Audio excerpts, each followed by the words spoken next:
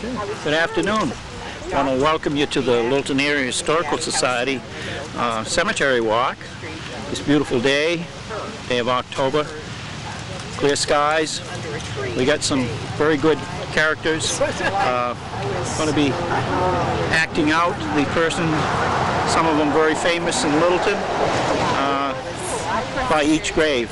So join the crowd. We got about 50 people here today so far. Got another crew going through, and welcome again. So, how are you doing? I'm well. Who are these fine people you brought? Visitors. Visitors. Yeah, but you could use the company. My gravestone.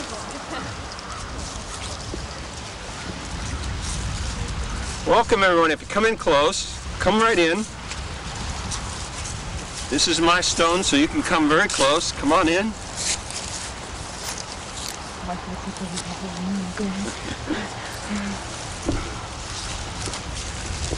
What a beautiful afternoon. Welcome you all to a walk in the cemetery. What better thing to do on a Sunday afternoon than take a walk in the sun with the leaves falling down in the cemetery? Well, I'm Peter Paddleford, and I welcome you this afternoon. I welcome you to take a stroll through and to learn more about this wonderful town and the people who have made it so great over the years. I was born actually down in Enfield back in 1785. Last month, as a matter of fact, would have been my birthday. My father was in the military. He was in the militia, the New Hampshire militia, for about 3 years, from 1776 until the end of about 1778. And so I was born down there, just as Dad was coming out of the military. And he moved back up into this area. Do you know where Lyman is? Yeah, you know it better as Monroe today. The town of Monroe grew out of the patch of land that was deeded over to the Lymans. My father built the first gristmill and sawmill in Monroe, back around just about the turn of the century down there. And I had 9 brothers and sisters, so we had a nice big family, and I'm about in the middle of the family. How many of you know what a gristmill is? You know what a gristmill? Everyone knows. We had some wonderful young kids in the last one, and I was telling them to make sure you go downtown, down along the river there, and visit the gristmill if you haven't been down there. And they have a couple of the stones down there that were used to grind the corn and all that made flour. So do go down and visit down there. For many years I worked with my father, but then I decided I wanted to get into building bridges. How many came across a bridge as you came here today? I'm sure some of you did. How about some of the covered bridges? Anybody like covered bridges out here? And they're gorgeous, you know, and they date back a lot of years. Now, I have to ask you a question. Why do you think we built bridges with roofs on them? Any ideas? Why did we put a roof on it? Because so people like to walk on the bridge. Okay, that's a good reason, but that's not exactly it. Anybody else? Protect the planks. Ah, protect the planks down on the floor there. Mm-hmm. Protect the horses from the ice. Ah, protect the horses from the ice. Yeah, that's another interesting reason that's been brought up over the years. I've also heard where we put roofs on it so that, and kind of made the planks come down the sides so you wouldn't see the town you were coming into too soon and turn away from it and not come in. But I have to tell you, none of those are the reasons why we put roofs over our bridges.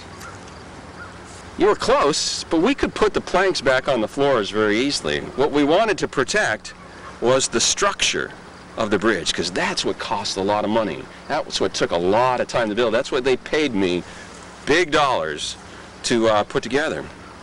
As a matter of fact, I have to show you that. You want to come on? Come here.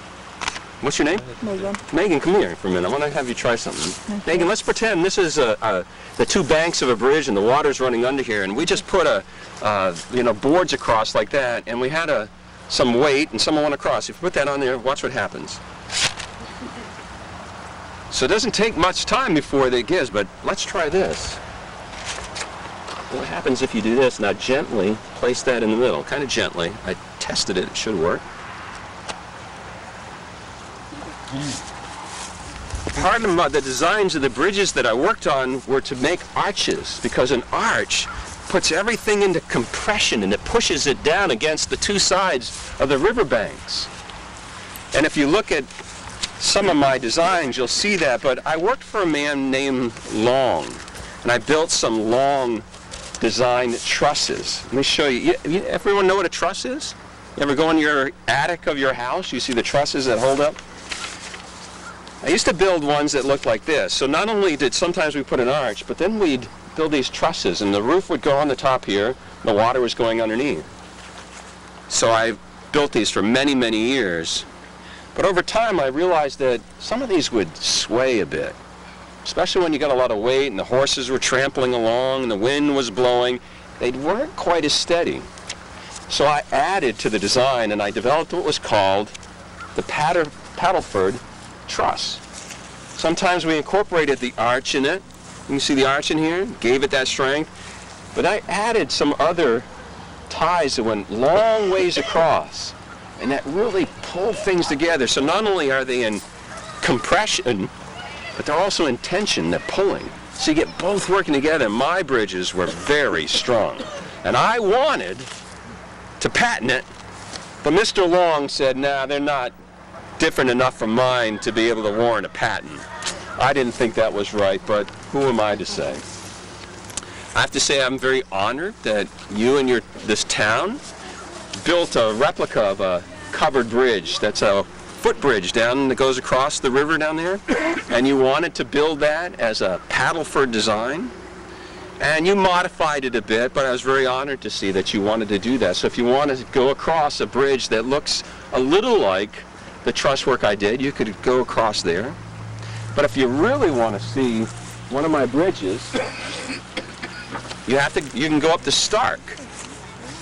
And the Stark Bridge is a Paddleford bridge. I'm very proud of this bridge. It's a beautiful bridge, and it's also a very strong bridge and has stood the test of time. There's another one down in Woodsville. It's not the one that goes over the Connecticut, and frankly, it's been so many years, I can't remember exactly where it sits, but you might do some research and you'll find one. And if you want to know more, you can go to the library and you can take out this book. And I highly recommend this. It's wonderful about the history and some of the builders. So you might take this book out, learn a little bit more about the bridges. I thank you for joining me today. When you leave, if you go out of the cemetery and you go right, go down the road just a ways and you see a white house that sits back off the road, that was my house. I built it at about 1840. I died in about 1859, so we were truly residents of Littleton for at least 20 years after we'd moved over from Monroe. Do you have any questions of me? Well, thank you so much for joining me today, and I hope you contribute to this wonderful town also with whatever gifts you have. Have a great day. Thank you. So hello, and I'm glad to see you folks came out on such a beautiful day. Allow me to introduce myself. I am James Everell Henry. I've been here since 1912. I don't get around much anymore. And this is my wife. Eliza. I lived 99 years. I've looked at that. Yes, Eliza quite outlived me. 1931, and I met my demise in 1912. And there were rumors about me that go about, and I just want to dispel them. And by the way, young lady, what's your name? Never mind, you're dead. Sorry, that's one of the rumors. She knows where I am now at all times. As I said, my name is James Everell Henry, and I was a lumber baron. We lived in Lincoln. I built the Lincoln Mills, 1901, 1902, the paper mills. And as we all know, the good Lord put everything out there for us to use. And I used it. I clear-cut all the forests in northern New England, or most of them, and made a fortune. from them, so it would take care of our Mr. Pulitzer with his newspapers. But we did live, we had the largest home. I took care of Eliza and several others. I took care of Eliza, and we had a full staff of domestics to help run our large house, and with the children. And with the children. I had 5 children, 3 boys and 2 girls, all born within 2 months, different years, but February and March were the months our children were born. Yeah. 2 of them, Ida and Harriet, moved to Minnesota. They married well. One married a physician. Harriet married the physician, and Ida married a farmer. They both did very well. One could feed you, the other could cure you. The 3 boys stayed in the lumber industry here in New Hampshire. Just like their father. After I left, my daughters were doing so well, so they didn't need anything. I had left it all to my boys. Because after all, my daughters were women. What do they need? I have a feeling there are going to be some people stomping on this site shortly. But as I said, the lumber industry, I single-handedly brought down the Amoskeag Mills for 3 months because of stripping taking the woods. All right, the Merrimack River dried up. The Amoskeag Mills, the largest textile mill in the world in Manchester, New Hampshire, had to shut down because of my operations. We pretty well dried up the watershed because of the stripping the trees. So the Merrimack River actually went dry for about 2 or 3 months. The Amoskeag Mills could no longer operate. There was no water to run its looms, its spinnings, its spinning shops, its carding shops. Couldn't do it. We also, when we cut the trees down, we had leftovers called slash. Those were the limbs. We just left them there. And sometimes the weather would wreak havoc with it. We'd have a thunderstorm. There was a thunderstorm. It was 1903. Correct. It set fire to the I slash. think it was hundreds of acres of land. 83,000 acres burned up here due to that. And in Manchester. In Manchester, the women putting their laundry out on the line could actually smell the air, the soot in the air, and it got on their clothing. On the Soiled line. their clothing all the way from up here to Manchester. 124 miles south of us. All right. There were a number of fires. Also, I believed I followed I followed the other big men of the country, the Carnegies and the Rockefellers. Whereas with Standard Oil, with United States Steel, they bought the railroads, they owned the pits, they owned everything. Well, I put in the railroads, I put in the roads, I owned the rivers, I owned the land, and it was all there for me. I may not have been as wealthy as Rockefeller or Carnegie, but I had my wealth. I did tell him about the organ. I don't think you did. I did it. For those of you who are planning on stomping on my grave later, I do want to let you know one thing. I was one of the first organ donors in the North Country. His idea of being an organ donor. It's not our idea. He donated the organ that's at the Methodist Church. That's his idea of organ donation. I did donate a number of organs, not livers, not spleens, but estes. So there are several places that have my este. All right. As I said, slash and just cut everything down. When the colonists first came to New Hampshire, the trees were so large a man could not put his arms around them. The trees belonged to they were property of the king. anyone caught cutting one of these trees down would be sentenced to death. They were used for the masts of the ships. When the colonists first arrived in New Hampshire, 85% of this land was covered in forest. 15% were open. Native Americans actually did do some agriculture. They would burn areas, clear the land, and they would grow corn, beans, and squash, which were the staples of the Native Americans. Well, when my kind got into it, my people, we brought it to 15% had trees. 85% was clear cut. Now, for those of you who are concerned about that, I would like to let you know that right now the numbers are back to 85 forested, 15% clear.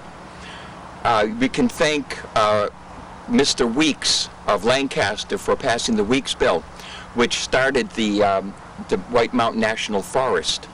And he put lands aside, federal government put lands aside that could not be taken. Okay? I have a question. Would anyone like a chair? I have been known I could talk a hungry dog off of a meat wagon. So we... And after my husband passed away, myself and my son George donated the red, is it called the red? Red granite. The red granite for the wall here. That go around the cemetery. Yes, they were put there to beautify the entrance to my space. Now, I think I pretty well hit it all, didn't I, I think dear? so. Yeah, We cut down the trees. Oh, I had the lumber camps. I also owned the lumber camps. I had many people from Canada would come down to the Lincoln area and work in my camps. So I had the camp, the railroad. Did cause a lot of erosion because when the trees were down and the lumber roads went in, we had heavy rains such as we had on Friday. I wasn't up and about on Friday, but believe me, it was a drenching rain. So when we would get drenching rains like that, there would be mudslides. So things that you hear that happen in California now actually happened in New Hampshire back then. And it was all because of the paper mills. So anything else you'd like to add, Eliza? We have our daughter. This is our daughter Harriet and her husband Samuel. And back here we have our son John and his wife Ann. So we only really have 2 children and 2 daughters and son-in-law. John remained back and took care of the mills after I moved here. I think you have talked enough. Thank you, dear. Well, I've been gone since 1912. That's a long time to be silent. It is, that's true. So, That's true. thank you very much for coming by to visit. I would like to let you know that on Saturday night, we may appear again, we don't know, but Saturday night there's going to be a ghost walk in Littleton. And if you meet at the Pollyanna statue at 6 p.m., there may be some interesting stories. We may reappear. Thank you very much for coming out. Enjoy your day. And please don't stomp on me.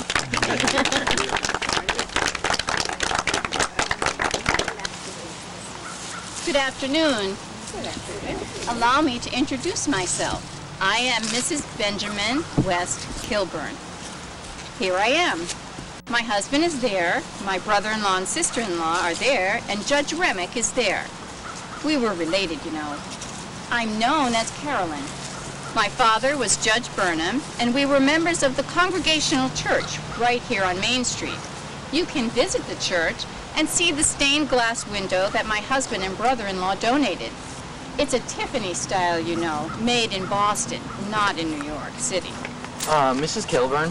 Yes, Alexander. This is Alexander. Folks. He works at my husband's factory. What can I do for you, Alexander? Do you know the whereabouts of Mr. Kilburn? I have a question for him. Well, he's either there or he's off taking photographs. Well, he's not there. I already checked. He must be off taking photographs then. May I use the stereo-optic viewer? I find them fascinating. I can go to places all over the world and the United States. By all means, Alexander. Don't take too long, though. You must have work to do back at the factory on Cottage Street. Oh, don't worry, Mrs. Kilburn. I seem to fly to my destinations for some strange reason. Oh, where was I? Oh, yes, the lily window at the Congregational Church. I understand that it's illuminated in the evening by a powerful spotlight, so it can be enjoyed by everyone. Mrs. Kilburn, Yeah? may I borrow a few more slides? I especially like the one about the Grand Canyon. There's some behind the first one, There is? Alexander. Yes. I think there might be some photographs of Egypt in this pile, and no wonder I don't see Mr. Kilburn. He's such a gadabout. As some of you might well know, my husband and his brother Edward opened a stereo-optic factory right here in Littleton. I think it was located on Cottage Street back in 1867. Sorry, Mrs. Kilburn, but it was on Main Street. My father worked there. Oh, yes, that's correct. Main Street. Thank you, Alexander. It's not really clear as to how my husband learned the photographic techniques. I think it was Edward who taught him. He sure was a quick learner. He sure was, wasn't he? The first issues of Stereo Views numbered over 200. Most will have a revenue stamp affixed to the back of each card. The stamp was required by the government from 1864 to 1866 to help finance the Civil War. I wanted to be a part of it, but I was too young. But I didn't care. Littleton was quite the fine place. We had 50 stores, 1 large hotel, 5 doctors, and 6 lawyers. Some fine. Alexander, continue to look at those cards. Returning to my part of the tour, Edward and Benjamin started by taking photographs of Littleton and the surrounding area. Littleton was a major tourist destination in the mid-19th century. They later supplemented their White Mountain views with views of Niagara Falls, Montreal, Quebec. Benjamin expanded his photographic territory to the south and west of the United States, even to Europe. He was never home. Mrs. Kilburn, shouldn't you mention, Mr. Weller? I wasn't going to mention him, but I think it might be appropriate. Mr. Weller was competition for the Kilburn brothers. He opened a business in the basement of the Brackett Block, just down the street from our factory. It seems that every time someone has a good idea, someone else jumps on the bandwagon to capitalize on the creativity of others. Oh, Mrs. Kilburn, it's been such a long time. Shouldn't you bury those bad feelings for them? I mean, Mr. Weller and his brother did bring a lot of entertainment to Littleton through their music. I suppose you're correct, Alexander. I should let sleeping Wellers lie. My husband's company did publish a number of Mr. Weller's photographs, with his permission, of course. Permission is important. I know, Alexander. Go look at more slides. My brother-in-law constructed view company factories all over Littleton, building each one larger than the previous one. Their business grew. Mrs. Kilburn? Yes, Alexander? I know where they built the factories. All my relatives worked there. There was 2 up on Main Street, 1 on both sides. There's 1 up by the high school and 1 on Cottage Street. Thank you for that information, Alexander. Alexander is correct. In the late 1880s, the factory next to the high school bustled with activity. In 1890, they found it necessary to take on more help. Not only did Benjamin and his brother produce a fine product, they aided in the economic development of this fine town. Mrs. Kilburn? Yes, Alexander. I do believe it's time to go. I mean, we do have all eternity, but not here. You are absolutely correct, Alexander. We must be going. I am sure Benjamin will be returning from one of his photographic excursions very soon. If you have the inclination to learn more about my family, you can do so by reading When I Wanted the Sun to Shine, written by Linda McShane. It's an easy read and is full of wonderful photographs. They certainly brought back numerous memories for me. Thank you for your visit, and I hope you enjoyed it as much as I did. Bye, folks, and have a nice day. Thank you.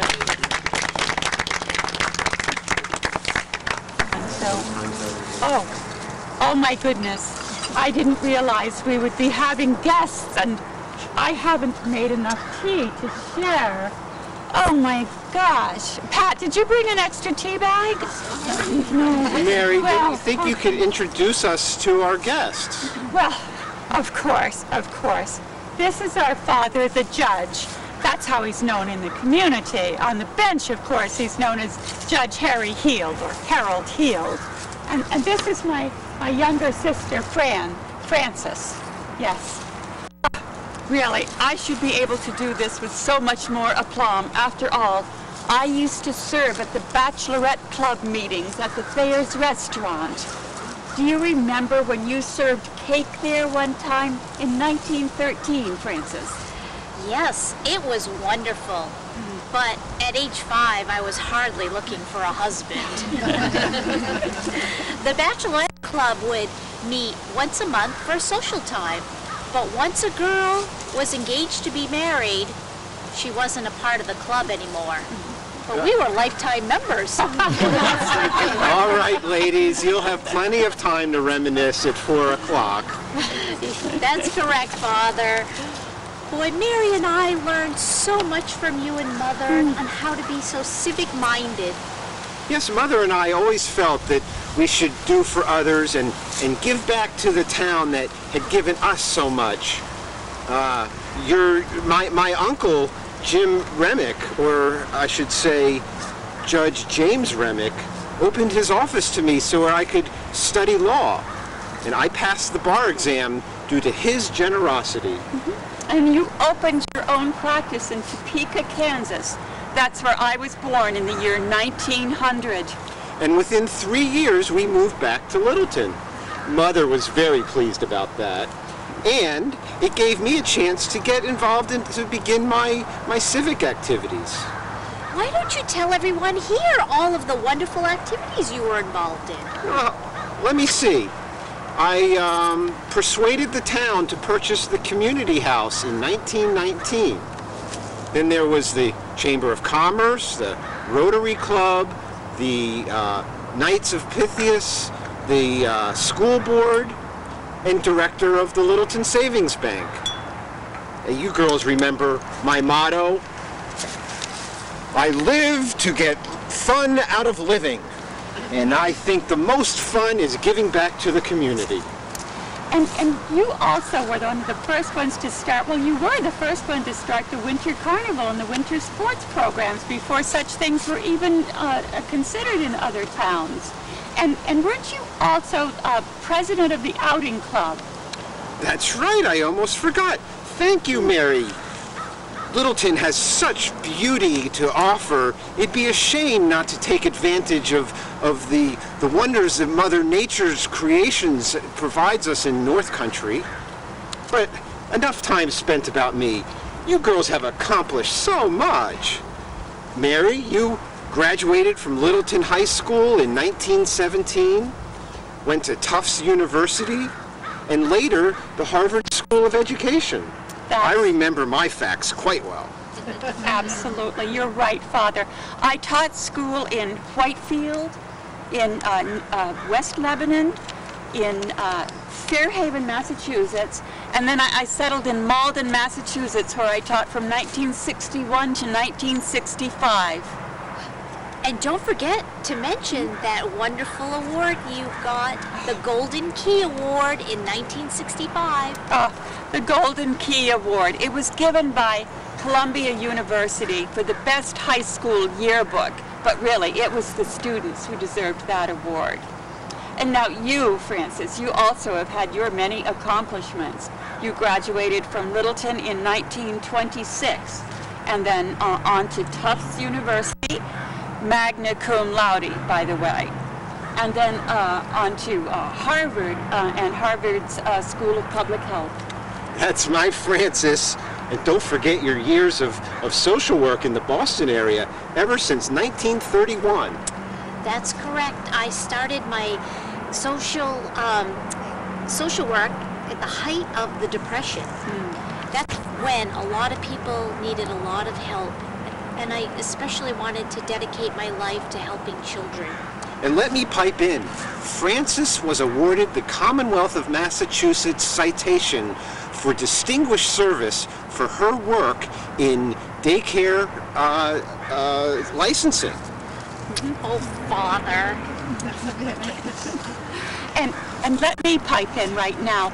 I wanted to just mention that when Father passed in 1943, his service was held at the parlor in the Littleton Community House, and it was quite the occasion. You should have been there, Father. I was. Mary and I became Episcopalians later on in life and were members of the All Saints Church on School Street. And you can still go to services there every Sunday. And that's where my memorial service was held. And I have to say, I'm so surprised of all the people who came. I just blush thinking about it. Oh, well, and well they should have come. You were just shy of your 101st birthday, and you had always given 110% to the community and to others, even to your little Scotty dogs. Now, your last one, Abby, I know that one wasn't your favorite. What was your favorite one, friend? Of course, it was Jemima. Jemima, of course. Well, girls, I think we've kept our guests long enough. And besides, I think the tea is starting to get cold. Oh. But it's so wonderful using this original tea set that came from your house. Thank you. Thank you all so much for coming to chat with us. Oh, well, to listen to us chat. And remember, we're never really gone as long as someone remembers.